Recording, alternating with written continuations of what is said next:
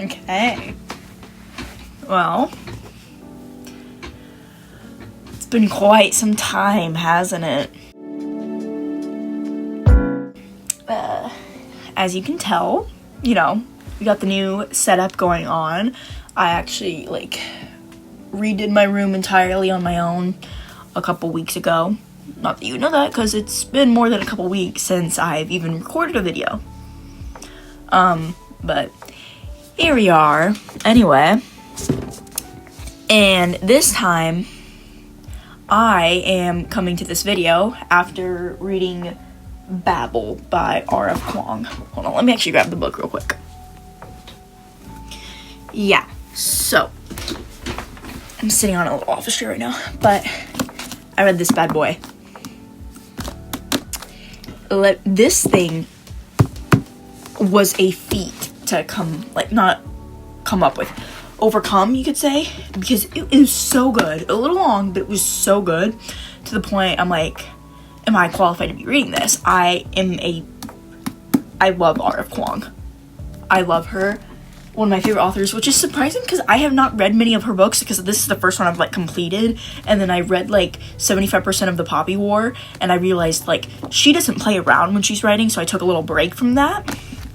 But really, she just writes, in my opinion at least, she writes so beautifully, and I love it. But anyway, so I decided I liked it so much, I kind of wanted to write and talk about it, at least to just try to piece some things together. So I actually looked up an argumentative prompt to just write about, because right now my school year is over, and so I don't need to be writing argumentative prompts, and I hate argumentative prompts, but I wrote one anyway, but it wasn't under a timed circumstance, so it was okay. That's not important. But yeah, I just looked one up, and I wanted to write about it. I ended up, here's what it was. To what extent can the pursuit of knowledge, particularly linguistic and academic knowledge, be morally justified when it directly supports systems of colonialism and oppression? Whoa, that's a heavy topic. And then I tried to write about it, and then as I was writing, I slowly realized I'm not even doing an argument anymore, but it was just kind of more, I want to say a character analysis kind of regarding that prompt and their morals. I don't know how close it was, but it was just a nice little get me going to write about this book, and writing about it kind of helps me process, or it did help me process a little bit of what was happening, and I kind of want to talk about that. And yeah, but before we get into it, let's just get clear. I'm not I don't have a PhD in literature, This is just my thoughts. I'm not saying this is anything profound. I'm not. This is my opinion. And, here we go. I don't think I'm gonna read directly off of my little thing right here, because that'd be, just really boring. But I'm gonna follow along, roughly. So, what I ended up talking about, so the argumentative prompt was about morals in regards to colonialism and oppression and all that stuff, but I was just talking more about how different characters' morals, it was hard I didn't, how sort of just their morals got them through how they progressed through the book, and how it affected how they reacted to their surroundings, right? And I said that it's no fact that, obviously, it is a fact that, obviously, colonialism and oppression have happened in the world. That's not even what I'm arguing. But, and I'm just, in this term, in this, fictional world, at least, I was saying, as this was happening, they only really, I saw three main, reactions. Or I picked three main reactions that I looked at. So I said there's those who don't agree, obviously, but they're forced to, hide their disagreement because it's, a minority. And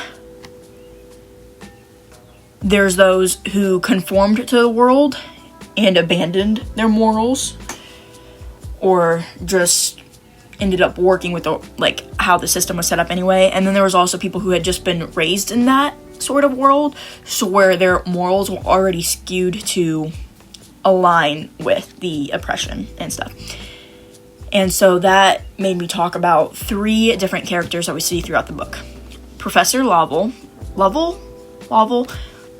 If you've read the book, you know who I'm talking about. Robin and Letty. Okay. I just love talking about it. Okay. So the first one I'm going to talk about is Professor Lovell. And he obviously benefited in this world. He was a white man in a very powerful position. And he grew up in this. So his morals were very much definitely aligned, right? In his eyes, he believed everything he did was fully justified.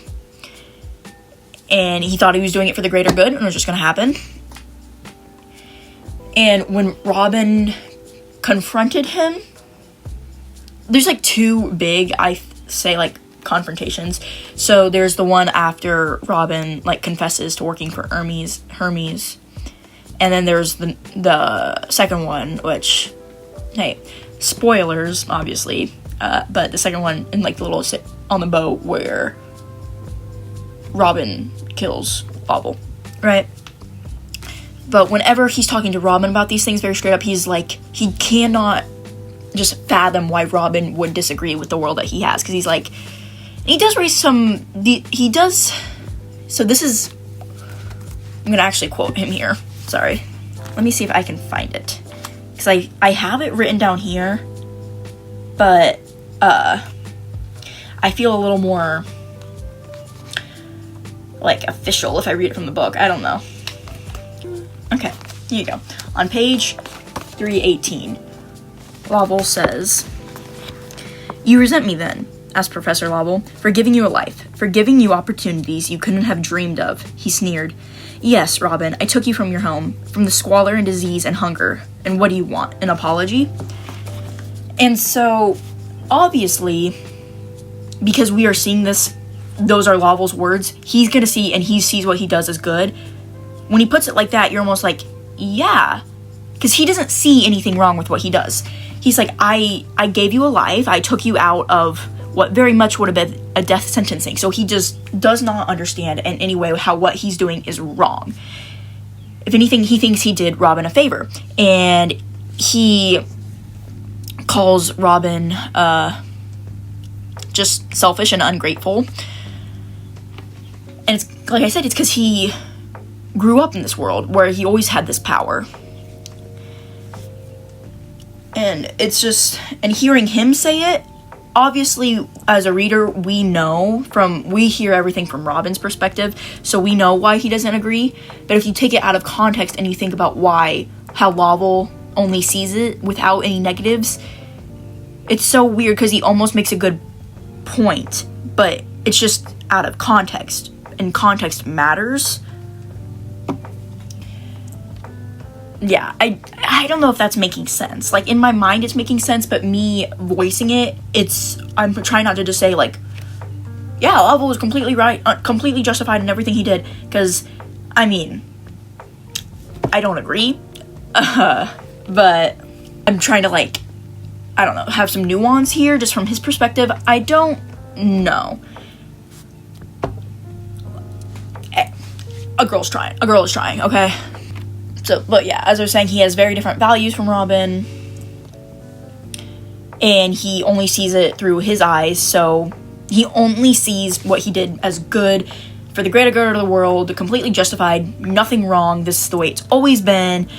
And he's like, and I feel like, this isn't like exactly, but I feel like the most Lovell would think, like, maybe like, yeah, it's a little like dirty-handed, but you know, you gotta do what you gotta do. I think that's like the most you could say, Lovell thinking about the consequences of his actions. But hey, I mean, Robin pays him back for it, you know, so. Okay. And then, like I was saying, the opposite of this is Robin. Or not exactly a direct opposite, but he is the main character, so we follow everything is through his eyes throughout the book. I mean, it's kind of third person, but I forgot what the term is, if it's omniscient or the other one, but like it's not in first person, but we're seeing it through Robin's eyes.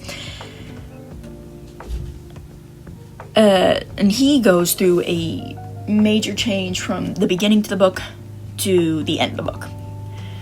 Right? At the start of the book, he thought Oxford's profits and influence and colonialism was bad, but he didn't fully understand, and he tried to hide it, like, in the back of his brain, right? Because he meets Griffin, and he's like, yeah, I guess, but he couldn't really understand and put into perspective just how big of a problem this is for him, or how much it affects him, or in the world in general. And he's like, he did think it was bad, but he thought there was nothing he could do, so he just kind of like, hey, I'll help here and there, but he wasn't fully committed, and he just really tried to push it into the back of his mind, you know? He didn't really want to think about it. He thought himself, I want to say weak, but like, it is very, that he just kind of wants to survive in his own right, either like self-sacrifice so he gets the easy way out, or just, if someone ever, like, bullies him, I don't know if bully is the right term, but treats him harshly because he is Chinese, and then he always just tries to hide. He tries to look white sometimes, he says. But that's what the beginning of the book. But by the end, again, spoilers, he was willing to do whatever it took, like whatever violence, to be seen and to be heard, and he was vocal about it. To the point, especially vocal about stopping the war on China, to the point where he, again, spoilers, this is legit the end of the book, he's willing to sacrifice himself to take down the entire university of, like, translation, right? And while he's in the tower, taking it hostage, if you will, this is his chance. He's speaking to the masses. So here we go. In page 451. We use the languages of other countries to enrich this one. Robin gazed around the tower as he spoke. He was not trying to convince Professor Playfair, he reminded himself. He had to appeal to the room. So, talking out loud to everybody. Again, he's putting himself first. He's not hiding, right? We take so much knowledge that isn't ours. The least we can do is stop this from happening. It's the only ethical thing. So the key word here for me, at least, was ethics, because I know they're not the exact same term, but like ethics and morals, the judging of your values kind of aligned. So I feel like this was a good point of him talking about his morals. Like, he's like, this is the right thing to do. This is what we have to do. And he's saying this to the entire, well, not the entire, but the student body and the faculty that is present in the tower. And when he takes it, he puts that out to the rest of London, I believe. And this is different than when he was with Hermes. I can't say it right. But, like, with Hermes, throughout the middle of the book, he was physically in hiding. He was more obvious about, like, vocal and where he mentally stood, but physically he was in hiding. And now, at this point, he's vocally out there, he's not physically in hiding. It is just, like, a stepladder up, right? And he can think this way because he had now sort of, like, lost almost everything. Rami was dead. Griffin was dead. He was tortured, all was dead. He had nothing to lose. So he lost his source of home and belonging, and at that point, the money doesn't really matter, right? He's so out there that Robin, he just completely came out of the shadows, right? So, and he was just emotionally so devastated that hiding didn't matter to him. He had just, like, a complete 180, right? His morals are kind of abandoned, or not necessarily abandoned. I could say he keeps his morals, but the way he acted on it, how he believed he should act on it and how he did, that's completely abandoned at the beginning. And at the end, all he wanted was that violence, the revenge and the avengement for everybody he had lost.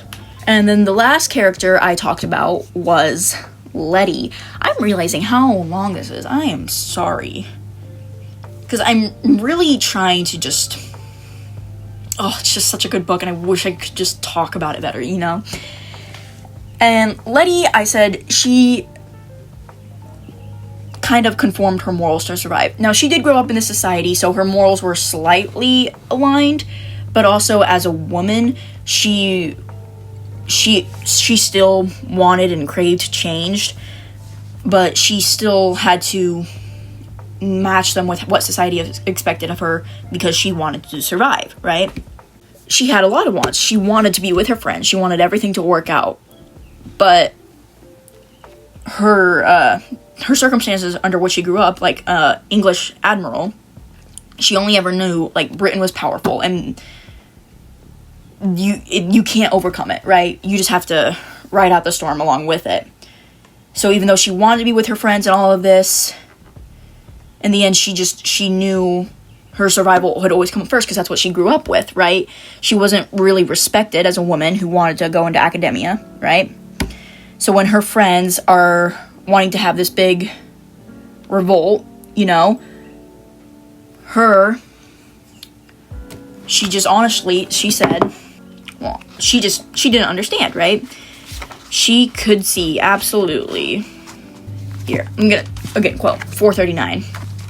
It was like she was waking up, being doused with cold water. What was she doing here? What was she entertaining? This was no noble fight, only a shared illusion. There was no future down this path. She saw this now. She'd been duped, strung along in this sickening charade. But this ended in only two ways, prison or the hangman. So, and though it killed her, she had to act with resolve. For if she could not save her friends, she had to at least save herself. Self-preservation, that's her big thing, right? She cares for her friends, she does, but she saw no future, and so she put herself first.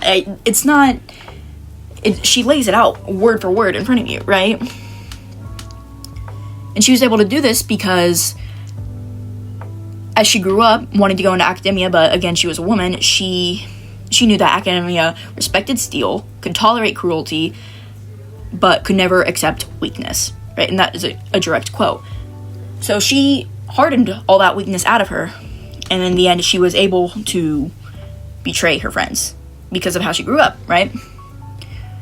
She became a strong, impenetrable wall of survival. Because she always grew up with only herself, so obviously, when push came to shove, she put herself first. And I'm realizing this is almost a little less of a talk about their morals in the story and a little bit more how their life experiences just shaped them as a person. But again, hey, at the beginning I said my argument and prompt kind of went off the walls. I was just talking. I forgot what the term is. Like, thought flowing, or, you know, like how in Cormac McCarthy, they just kind of, in the road, he just writes, right?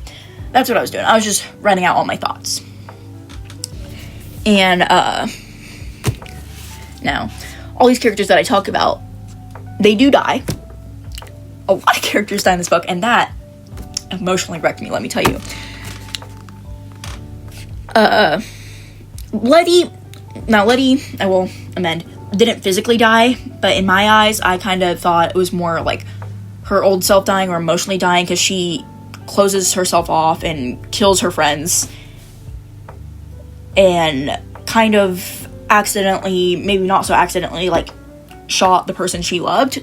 So, and she was crying when she gave her friends, like, the last warning to leave the tower, right? In my mind, it's like, she's physically not dead, but well, maybe at least spiritually a little hurt, at the very least, you know? But one character that did survive was, no, I can't say, like, Victoire? I don't know. Because this is a book about languages. I only speak English. But I'm just gonna call her because I kept, like, in my head, I think when I was reading, I was calling her Victoria, which is definitely not her name, but, like, that's just how I mentally pronounce her name, but Victoire. We'll go with that. Victoire, she survived, but what made her different? What allowed for her survival?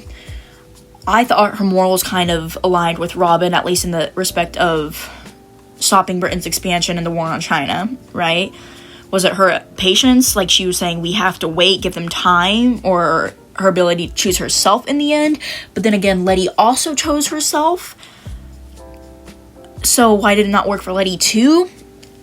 I don't know, okay? That was a big question I had, and I'm not going to be able to talk about it now because, one, this has gone on for long enough, and two, I really just didn't have an answer.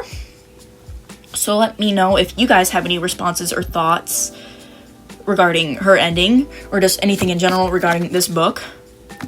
Because, again, she's truly one of the best authors I have ever read. It's so beautiful. I don't know. I feel like I'm not qualified to talk about it because I'm going to say beautiful and you're like, what? Okay, like, a teenage girl says it's beautiful. That doesn't do it justice, you know? But this book emotionally wrecked me and made me think. And even though it's a fiction, like, fantasy, it feels like a classic or like some non-fiction because of how much it relates in real life. I just really love it. And I would love it if you guys, whoever's watching this, left their comments about what they thought about the book, their response to Victoire, any thoughts on what I said, you know, because again, this is just my opinion. I'm just a girl who likes to read books, you know, I'm trying to form a coherent thought, but I can understand if opinions differ, you know, but just let me know, because I really would love someone to talk about with this book. And so I talked to the camera, and now whoever's watching this can talk in the comments. But I think I'm done talking now, so bye.